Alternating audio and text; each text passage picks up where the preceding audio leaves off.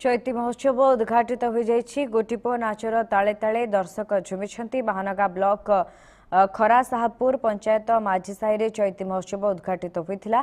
ओडिशा सरकार को संस्कृति विभाग को आसीथिबा एही विभाग पक्षर आसीथिबा एही गोटिपुओ नाचरे दर्शक झुमिथिबार देखिबाकु मिलिथिला। चलित वर्ष खरा साहपुर पंचायत माझी साहि रूपखंड रे चैती महोत्सव को मुख्य अतिथि भाव में सोर विधायक माधव धड़ा आनुष्ठानिक भाव में उद्घाटन करी ग्रामांचल रे कैवर्त मानक द्वारा पालन हेउथबा 103 वर्षर लक्ष्मीनारायण पूजा एवं चैती महोत्सव अंचलर भाईचारा पालन करुथबारु ताहार उत्तरोत्तर उन्नति कामना करथिले। रामचंद्र माझी अध्यक्षतार आयोजित सभारे मुख्य वक्ता भाव में 20 नंबर जोन जिला परिषद शिशिर अगस्ती खरा साहपुर ग्राम पंचायत सरपंच कैलाश राउत जोगदे महोत्सव अंचलर कला संस्कृति को सुरक्षा दिए बोली वक्तव्य प्रदान करथिले। पर राज्य सरकार संस्कृति विभाग तरफ पुरी आसीथिबा गोटिपुओ नाचर ताले ताले दर्शक झुमी भरपूर आनंद उपभोग करथिले।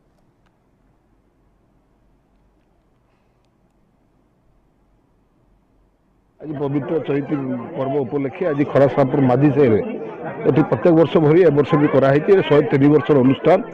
तेणु आज चैती पर्वर समस्त कैवर्त समाज समस्त माँ मान आरंभ कर युवक मान आरंभ कर आमर वयोज्येष्ठ मानक समस्त को मु धन्यवाद देवी जे एत वर्ष अनुष्ठान को आज 103 वर्ष ये पदार्पण कला अनुष्ठान। तेणु आशा करी महाप्रभु करुणा दृष्टि ये अनुष्ठान आहरी दीर्घायु हो एवं विशेषकर युवक माने जो युव प्रतिभा माने अनुष्ठान को आहरी आगे आसतु। ये अनुष्ठान को पुणी केमती आम देहात आगू बढ़ेबा एवं अनुष्ठान केमती पुणी आम अंचल ये जिलार गोटे सुसज्जित दीर्घायु अनुष्ठान हम और गोटे यशस्वी अनुष्ठान हम।